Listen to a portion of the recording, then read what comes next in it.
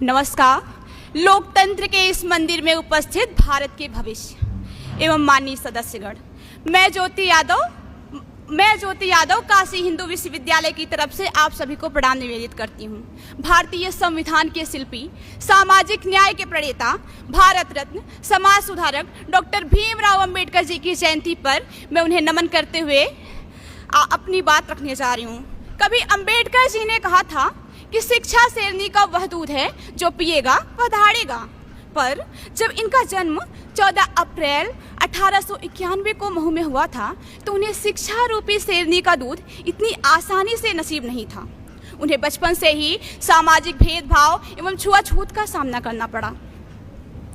उन्होंने इस समाज की विसंगतियों को ही अपना हथियार बनाया, जिसकी बदौलत उनकी शिक्षा की धार आज संपूर्ण विश्व में गूंज रही है। इन्होंने बताया कि कागज और कलम की ताकत दुनिया की हर एक ताकत से बड़ी है। वे कहते थे कि एक रोटी कम खाओ पर बच्चों को जरूर पढ़ाओ। उनका मानना था कि गरीब और वंचित समाज को यदि प्रगति करनी है तो उसके लिए एकमात्र जरिया शिक्षा ही है।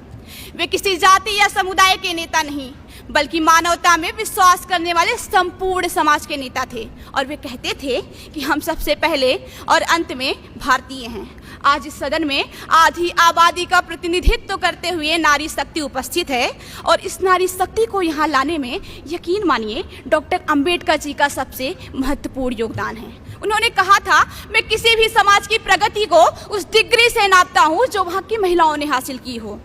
उन्होंने कहा था, मैं उस धर्म को मानता हूँ जो स्वतंत्रता, समानता और भाईचारा सिखाता हो, और इसके लिए उन्होंने जीवन पर्यंत कार्य किया। भारत आर्थिक रूप से कैसे आत्मनिर्भर हो, वे इस पर काम करते रहे, और उनकी थीसिस पर रिजर्व बैंक ऑफ इंडिया की स्थापना होती है। वे एक महान राजनीतिज्ञ थे जिन्होंने दुनिया का सबसे लंबा लिखित संविधान दिया, जो कि आज भी संपूर्ण भारत को एक सूत्र में पिरोने का कार्य करता है। 9 भाषाओं के ज्ञाता, 32 डिग्रियों से अलंकृत एक ऐसे युग पुरुष जिन पे संपूर्ण भारत के साथ साथ Columbia University, London School of Economics और ग्रेज यूनिवर्सिटी भी गर्व करे कि वे उनके यहाँ के विद्यार्थी थे। मुझे यह बताते हुए अत्यंत गर्व की अनुभूति हो रही है कि मैंने उस धरा पर जन्म लिया है जहाँ पर कभी एक ऐसे महापुरुष का उदय हुआ था जिनकी प्रतिमा आज कोलंबिया यूनिवर्सिटी की लाइब्रेरी में लगी है, और उनको यूनिवर्सिटी ने the founding father of modern India and the great social reformer की उपाधि दी है।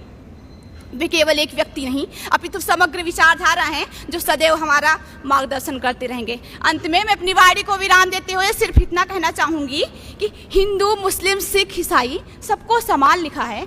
हिंदू, मुस्लिम, सिख, ईसाई सबको समान लिखा है। मिटाकर जाति पाति भेदभाव बाबा साहब ने संविधान लिखा है। बाबा साहब ने संविधान लिखा है। जय हिंद, जय भारत, जय भीम। धन्यवाद।